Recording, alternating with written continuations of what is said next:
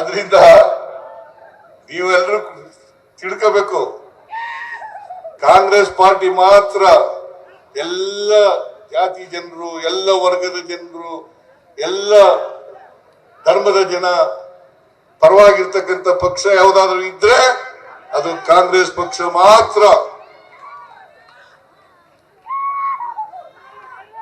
ಇವನು ತಬ್ಲಿ ಮಗ ಇವನನ್ನ ನಿಮ್ಮ ಜೋಳಿಗೆಗೆ ಹಾಕ್ತಾ ಇದೀವಿ,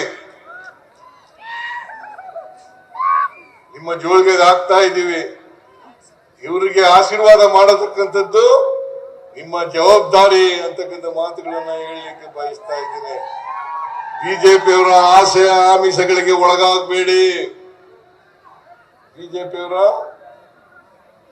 ಆಸೆ ಆಮಿಷಗಳಿಗೆ ಒಳಗಾಗಬೇಡಿ. ಚರಂತಿ ಮಠ ಹತ್ರ ದುಡ್ಡಿರ್ಬಹುದು, ಗೊತ್ತಿಲ್ಲ ನನಗೆ, ದುಡ್ಡಿಲ್ವಾ? ಅವ್ರ ತಮ್ಮ ಇಲ್ಲೇ ಇದ್ದಾರೆ, ಮಲ್ಲಿಕಾರ್ಜುನ ಚರಂತಿ ಮಠ.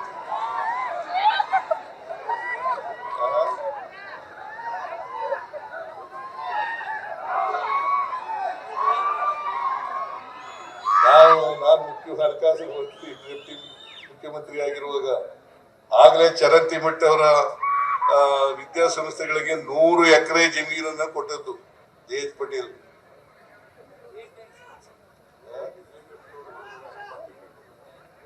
ಅಲ್ಲದೇನೆ ಜೆ.ಎಚ್. ಪಟೇಲ್ ನಾನು ಇರುವಾಗಲೇನೆ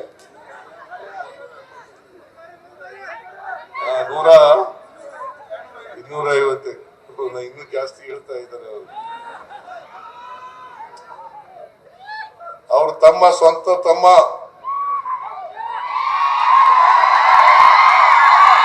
ಸಾರಿ ಪಕ್ಷೇತರರಾಗಿ ಸ್ಪರ್ಧೆ ಮಾಡಿದ್ರು. ಈ ಸಾರಿ ಉಮೇಶ್ ಮೇಟಿಯವರನ್ನ ಗೆಲ್ಲಿಸಲೇಬೇಕು ಅಂತ ಹೇಳಿ ಶಪಥ ಮಾಡಿ ನಮ್ಮ ಜೊತೆ ನಿಂತಿದ್ದಾರೆ. ಅವರ ಬೆಂಬಲನೂ ಕೂಡ ನಮಗಿದೆ, ನಿಮ್ಮ ಬೆಂಬಲನೂ ಕೂಡ ನಮಗಿದೆ, ನಿಮ್ಮ ಆಶೀರ್ವಾದ, ಜನರ ಆಶೀರ್ವಾದ ನಮ್ಮ ಮೇಲೆ ಇದೆ. ಅದರಿಂದ ಉಮೇಶ್ ಮೇಟಿಯವರನ್ನ ಗೆಲ್ಲಿಸಿ ವಿಧಾನಸಭೆಗೆ ಕಳಿಸ್ತಕ್ಕಂಥದ್ದು, ಮೇಟಿಯವರ ಆತ್ಮಕ್ಕೆ ಶಾಂತಿ ಸಿಗ್ತಕ್ಕಂಥ ಕೆಲಸವನ್ನ ನೀವೆಲ್ಲರೂ ಕೂಡ ಮಾಡಬೇಕು ಅಂತಕ್ಕಂಥ ಮಾತುಗಳನ್ನ ಈ ಸಂದರ್ಭದಲ್ಲಿ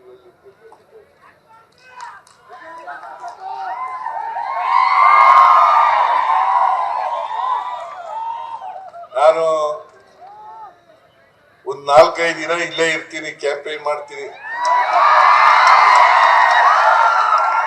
ಹಳ್ಳಿಗಳಿಗೂ ಬರ್ತೀನಿ, ವಾರ್ಡ್ಗಳಿಗೂ ಬರ್ತೀನಿ. ನೀವೆಲ್ಲರೂ ಕೂಡ ದಯಮಾಡಿ ಆಶೀರ್ವಾದ ಮಾಡಬೇಕು ಅಂತೇಳಿ ನಿಮ್ಮಲ್ಲಿ ಕಳಕಳಿಯ ಪ್ರಾರ್ಥನೆಯನ್ನು ಮಾಡಿ ನನ್ನ ಮಾತುಗಳನ್ನು ಮುಗಿಸ್ತೇನೆ. ಜೈ ಹಿಂದ್, ಜೈ ಕರ್ನಾಟಕ.